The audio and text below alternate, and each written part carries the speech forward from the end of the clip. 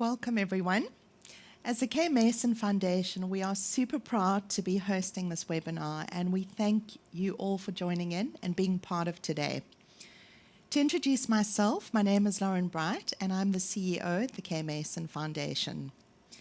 The objective of today is to look at the benefits of contributing to an NPO from a B-BBEE skills development, socio-economic development perspective, and of course, a tax perspective. We will also be looking at how to identify credible charities in South Africa. We also want to let you know that you can please comment in the comment section during the course of the webinar, and we will have a Q&A session at the end. To introduce our speakers today, we have Ziggy Prinsloo of the Signa Group. Thank you for joining us. And we have Claire Colby from Recro Business Services. Thank you, ladies, for being here. Right, let's get the show on the road. First up is the topic of what are the benefits of contributing to an NPO from a B-BBEE skills development and SED perspective. Our first speaker is Ziggy Prinsloo. She is the Strategic Relationship Manager for the Signa Group. She looks after clients and ensures that they have the best solutions for each element on the BEE scorecard, including ownership, skills development, and enterprise and supplier development. We welcome Ziggy to stage.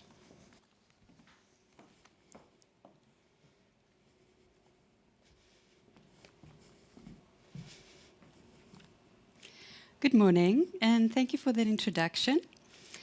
As you know, we're speaking today about the financial benefits of charitable donations with a perspective from a BEE perspective. So before we get into the nitty-gritty, I want to start with a quote. And this is actually what my lecturer used to say when I studied in Germany. I did a commercial mediation course, and when you talk about disputes and people having to mediate disputes, he always said, it's always about the money, it's never only about the money. And I think the same is absolutely true when it comes to charitable giving. It's about the money, but it can never only be about the money. And so I'm keeping that in mind. So Signa Group, who I work for, we started out as a purely strategy advisory business for BEE strategies and compliance. And I've noticed with the time, with the change of codes and things changing in the industry, that there's a big need for offering solutions. And so we're also focusing now on offering solutions in terms of each element. And very important for us is the same as how it cannot only be about the money. For us, it's also about, it cannot only be about compliance. So BEE is often seen as a compliance issue, but it is so much more than that. It really is about making a meaningful difference, using the tools we have to make sure the impact we make is effective and makes a difference in somebody's life.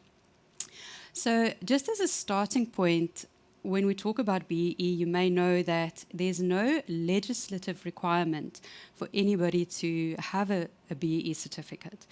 But the instances where you would need one is, for example, if you have doing business with government, if your client requires it, so you're supplying to a business who requires a certificate. And then for licensing, so you'll find that whether it's liquor license or export licenses, there may be requirements linked to that for BEE certificates. There are also some changes in the industry, so if it's not yet, it might come soon. And then growth opportunities, so businesses will may be quite comfortable in their current circumstance and not need a certificate, but know that if they need to grow or if they want to do business with specific clients, that they would need a BEE compliance certificate. And then the last reason would be just in terms of reputation or being able to see or show people that you are serious about making a difference in our nation.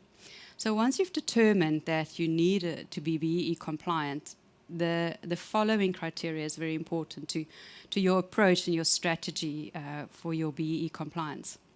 is that firstly, I believe your strategy must always make business sense. It must make sense for your business. What you implement, the strategy you implement must make sense in terms of business and, if possible, get a return on investment. Then you need to minimize your cost, maximize your points on the scorecard, and maximize your impact. So when I speak about return on investment, it can be very practical and actual return on investment, like for enterprise, supplier development, and ownership. You can make a minority investment, you make an investment in a business and earn a return on investment as you would in any normal investment. With socio-economic development, it's often not a direct return on investment. It's more in terms of having a long-term solution, having a sustainable solution, focusing on education and tools of education where you're investing in people for changing their lives, and the return is then obviously a change in our communities and a change in our country. This is not just a nice idea, it's also a requirement in terms of the Act. So the Act requires that you spend 1% of your net profit after tax to previously disadvantaged South Africans, with the specific objective to facilitate income-generating activities to beneficiaries. So that is sort of the focus that the codes, that's what differentiates the socio-economic development from corporate social investment. And then minimizing cost. In terms of your overall BEE picture, you know you need to spend money or implement certain strategies, but you want to do it in a cost-effective way. And that is also where the tax benefits come in, what Claire will tell you more about. But so, for example, for skills development, structuring your skills development, you'll see the targets are often quite daunting. So for saying you need to spend 6% of your salary bill on skills development sounds like a lot of money. If you structure it correctly, you can end up paying less than 1% for getting the majority of your points and so on. So one needs to be very strategic when looking at these things. In maximizing points, when you look at socio-economic development, it's often the easiest and the quickest way to get your points on the scorecard. It's also the easiest to justify because it's 1% of your net profit after tax, and it is always for a good cause. And most people want to already make a difference and want to do it right. So that's usually the easiest money to spend in that sense. And then also some sectors have specific bonus points, so where you spend and how you spend also makes a difference. And then maximizing impact, which I think is the most important, is to make sure the money you do spend or the investment you do make can make a meaningful difference. And this is actually why I like working with the K. Mason Foundation, because we know that the children that are being sponsored are being looked after on a holistic scale. So it's not just a bursary for studies for a year. You see these children, and you'll see later on as well, they are developed as a whole people and come out of the program wanting to make a difference, grateful for opportunities, and that's why I love the K. Mason Foundation. And then making a long-term commitment where you can. So for a number of years, supporting a student even beyond maybe secondary into tertiary education, where you can then get on your BEE scorecard also the points for bursaries specifically for tertiary education. And then where the specific elements on the scorecard that you can score on for giving to NPOs would be in terms of an ownership structure. So you can, the codes provide for the broad-based ownership schemes through a trust where a non-profit company or an NPO can form part of your ownership structure, and where the beneficiaries are, obviously there are requirements in terms of the beneficiary base, and all those sort of things. There's a long list of requirements in terms of the trustees, but that is definitely an excellent way that you can give and then also get BEE ownership recognition. The second way is your socio-economic development as you all know, and I've mentioned before. It's 5 points on the DTI scorecard for 1% expenditure of your net profit after tax. That may vary from sector to sector, but that is the general sector. And then skills development, where there are 6 points available on the general scorecard for general expenditure, which includes also bursaries. So all these areas are actually areas where you can get recognition for your expenditure from a BEE perspective. Also, when you get to the verification process, you obviously want to be able to get the recognition for everything you've spent, and the K. Mason Foundation or the charity that you give to should then be in a position to supply you with all the supporting documents. Yeah, and that's basically it from me. Just a reminder that, you know, it's all, when we talk about this targets and the points and the scorecards and the levels, it becomes very sort of, it seems like, it's just very statistical, but in the end of the day, it really is about making a meaningful difference and making an impact on our nation. Thank you.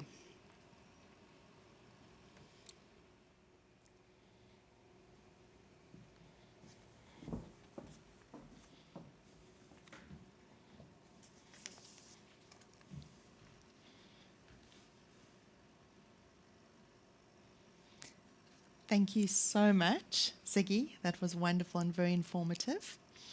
Our next speaker will be speaking on the benefits of contributing to an NPO from a tax perspective, so tax deductions and Section 18A certificates, and how to identify credible charities in South Africa.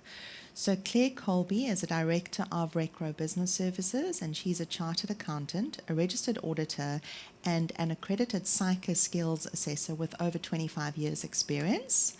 Claire started her company, Recro Business Services, in Cape Town in 2009. She has been involved with pre-issuance and quality review audits for the Auditor General and ICANN, as well as assisting as an expert and quality control reviewer on larger audits. So we welcome Claire. Thank you.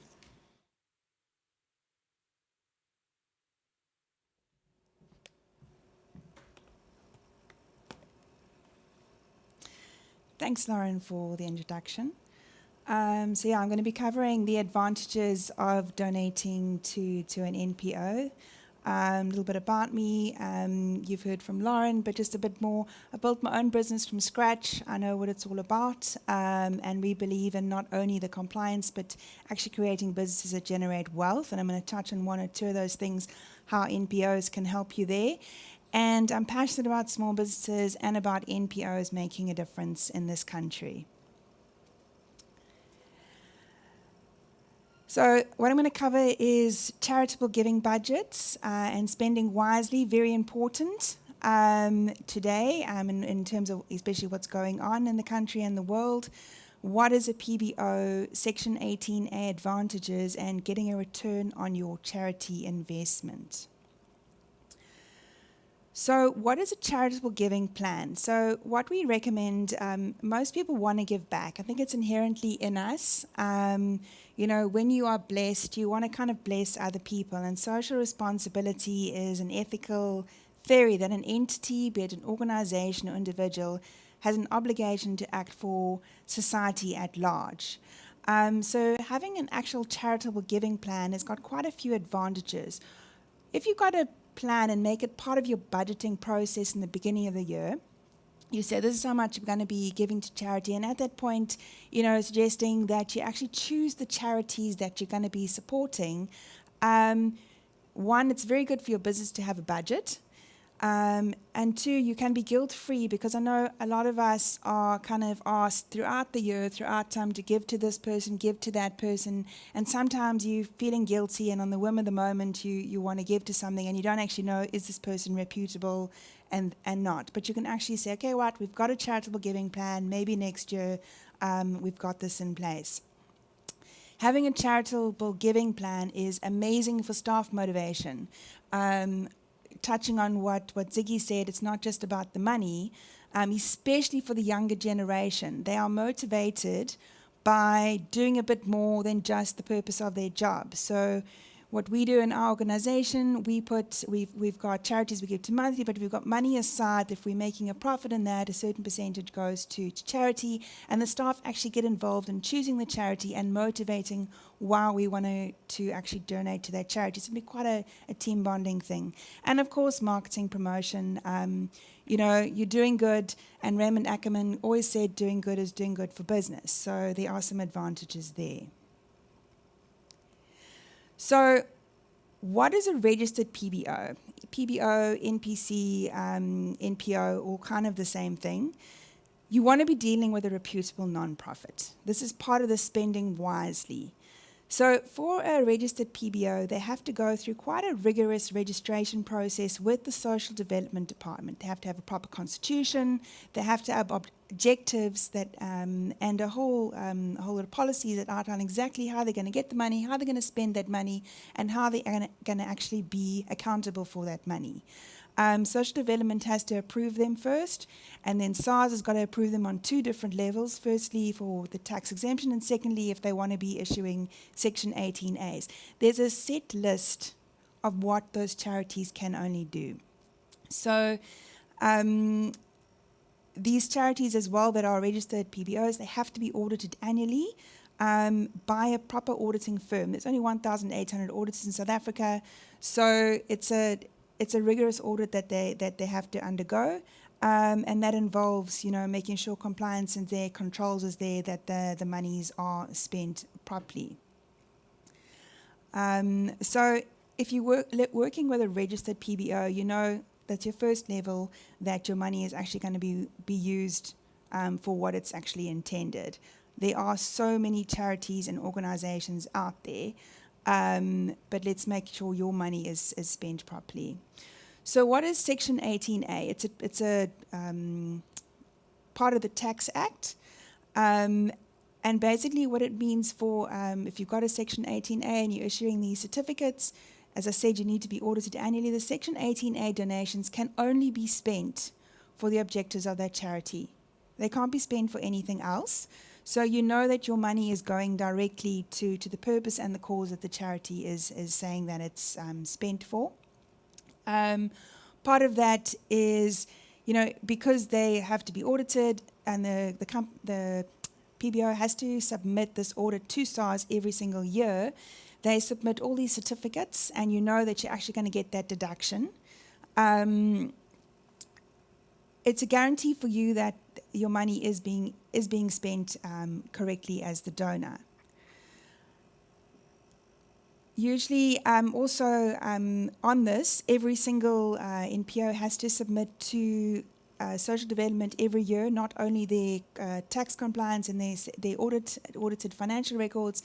They have to also submit a report on exactly what the organization has been doing, so that Social Development also issues them with an NPO clearance certificate every year, which is quite important.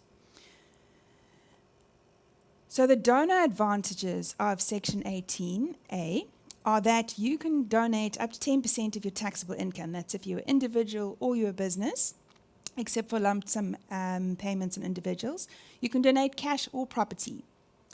With property, if you donate that, there's no CGT that you need to pay, which is quite nice there.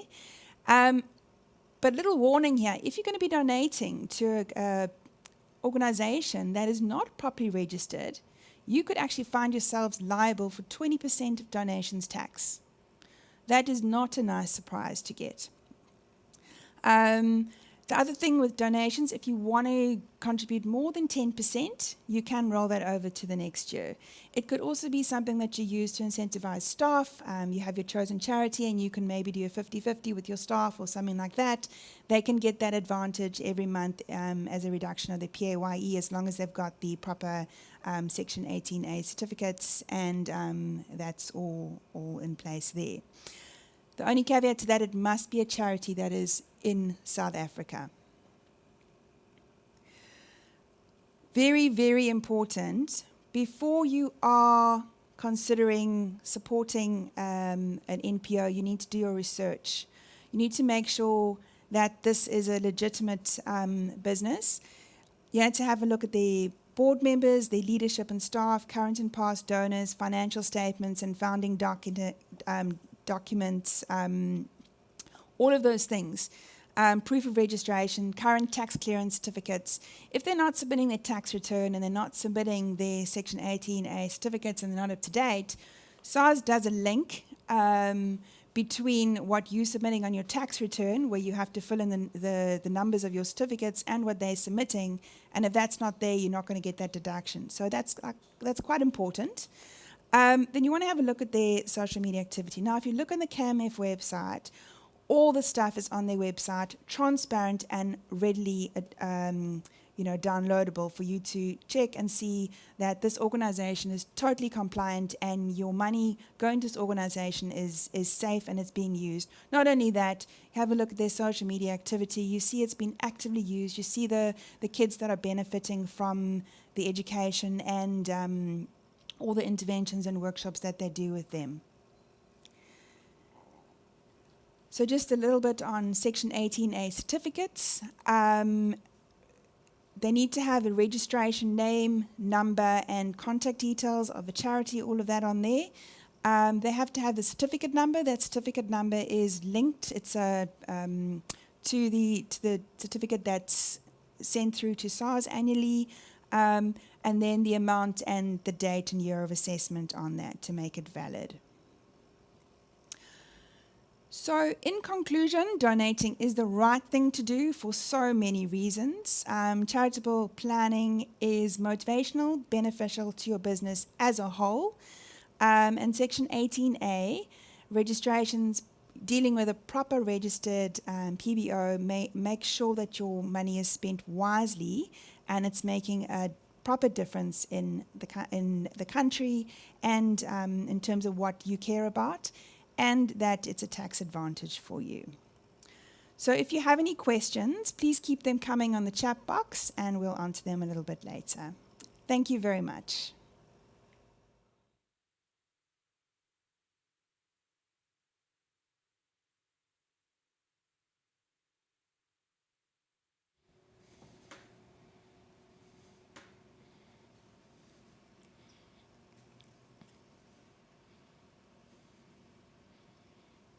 Thank you so much, Claire. That was really informative.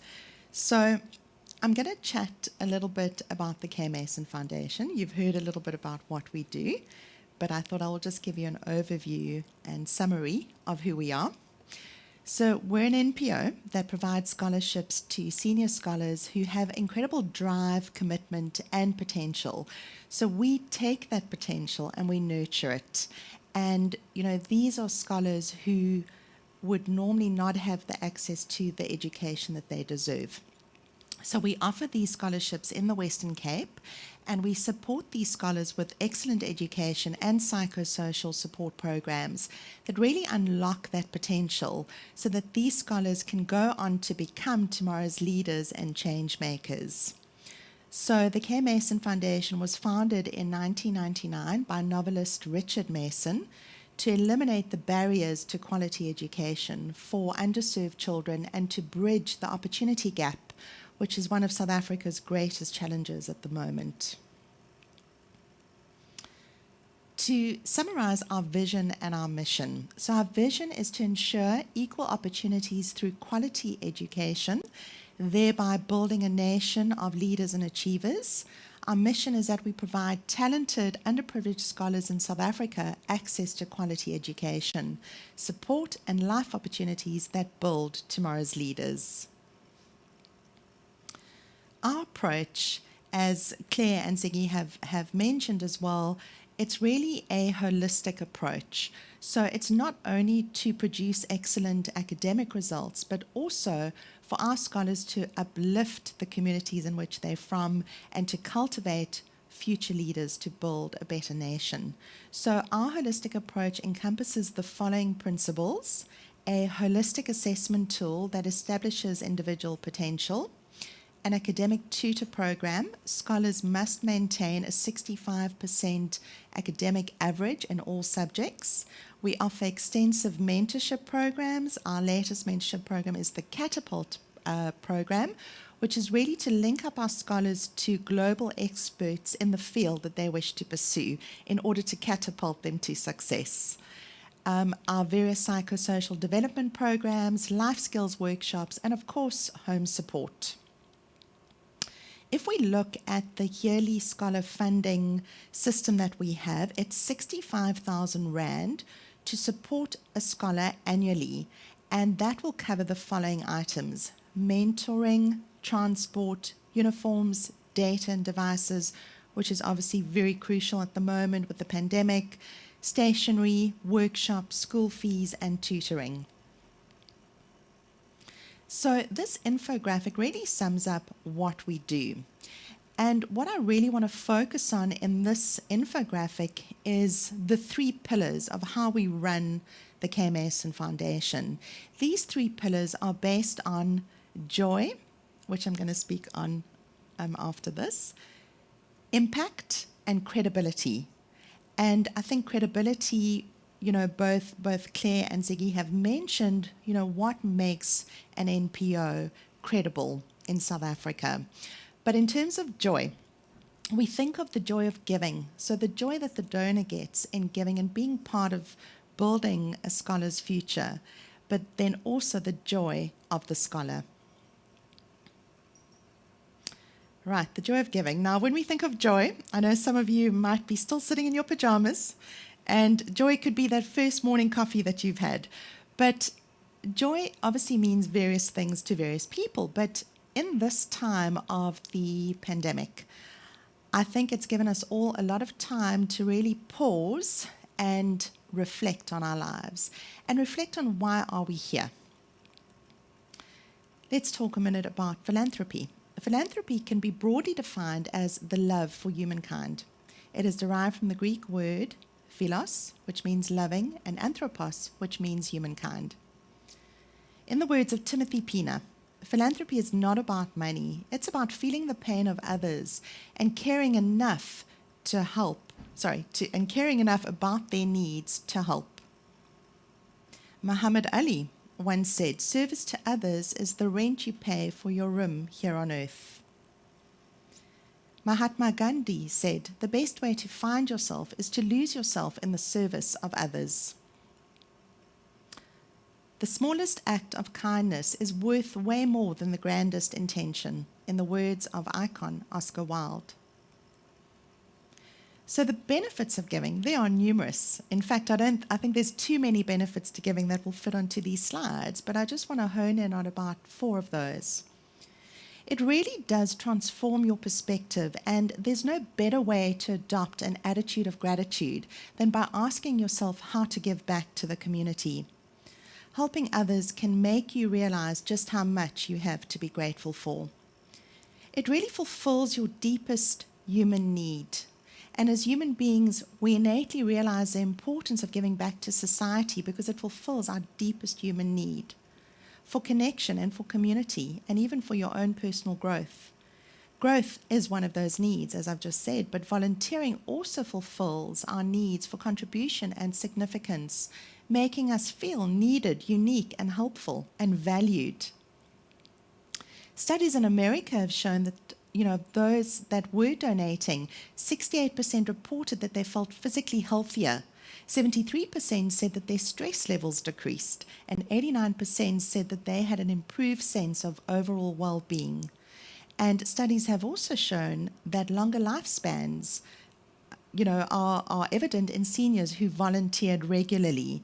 So as long as you are always focusing on your purpose and your contribution and what significance you can add to the rest of the world, it is a very healthy decision to make.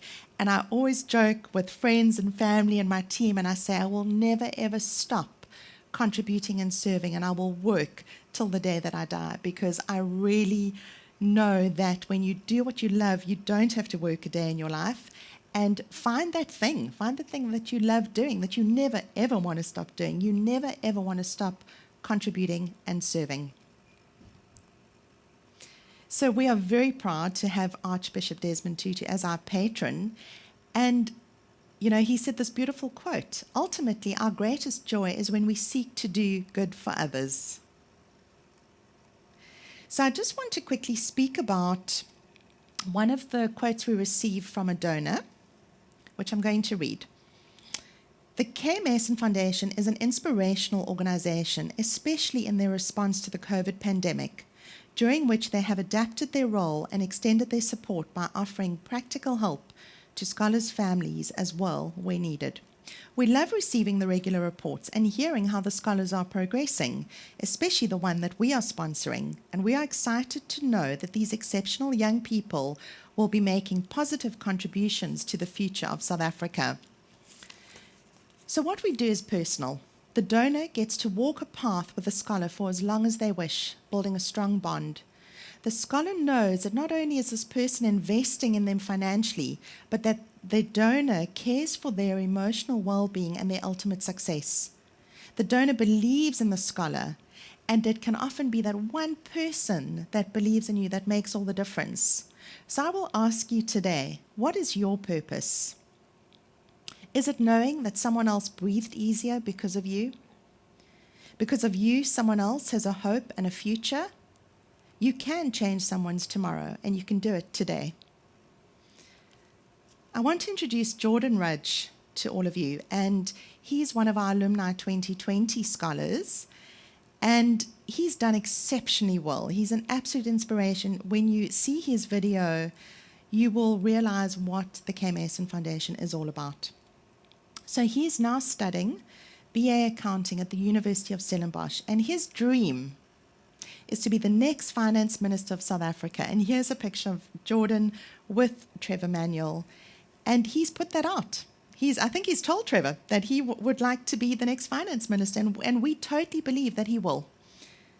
So we're going to show the video of Jordan and really enjoy this moment. It's a very special video. So over to you.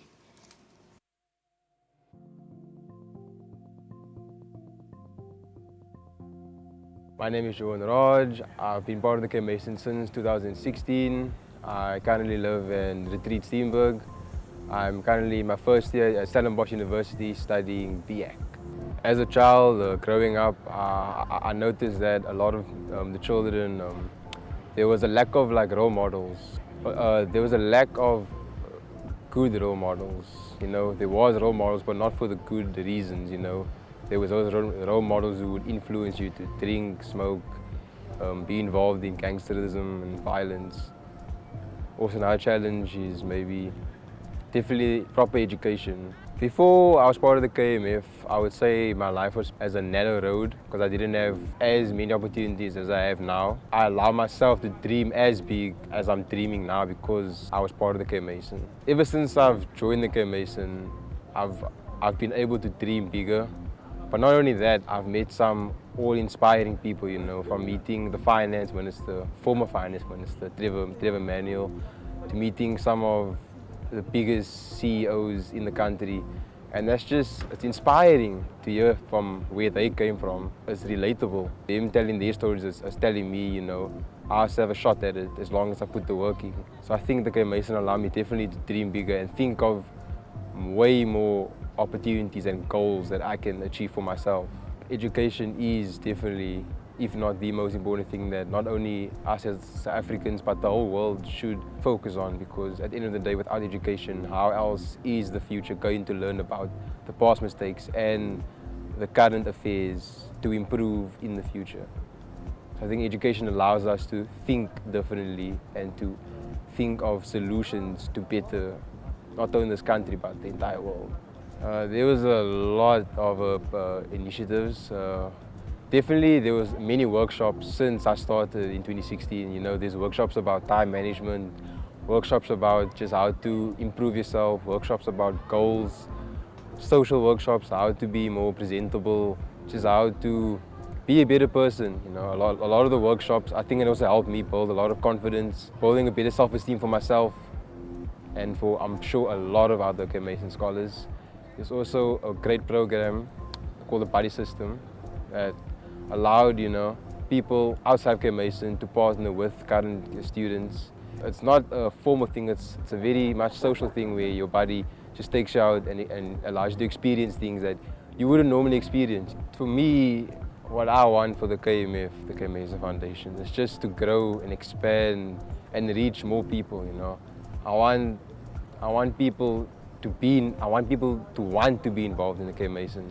I want them to have that urge to be part of K Mason, you know, to have that FOMO, that fear of not being part of it, and be like, oh, I wish I was part of it. I want them to stamp their mark as one of, if not the best high school bursaries in this country, and just have an everlasting impact on all students and future students.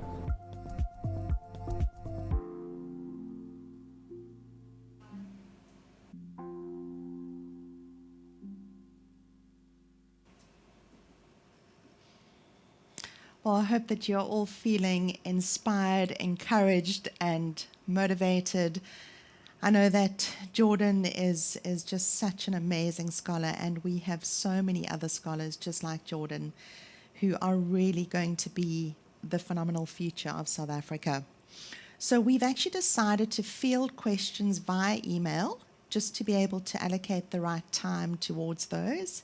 So we will be sharing a link right now. Once the webinar has closed, we will share the link and an email address that you can field any questions to, so that we can really take the time to make sure we give you the correct answer, and kind of build a relationship with you and support you on your journey as well. And we hope that today has really benefited you. I know we have various people watching from corporates, from other NPOs, our KMF supporters of Recro and Signa, and we just want to say thank you for taking the time out and for being here today. And I just want to say thank you to Claire and Siggy for your beautiful insight into these very complicated matters at times, but so crucial to what NPOs like ourselves do. And we thank you for your investment in what we do as well. And thank you to Two Ocean Events and to Rosie's Decor, and to Tash and Tess, who are absolutely phenomenal. We really appreciate you. And may you all have an absolutely blessed day, and we look forward to hearing from you. Thank you.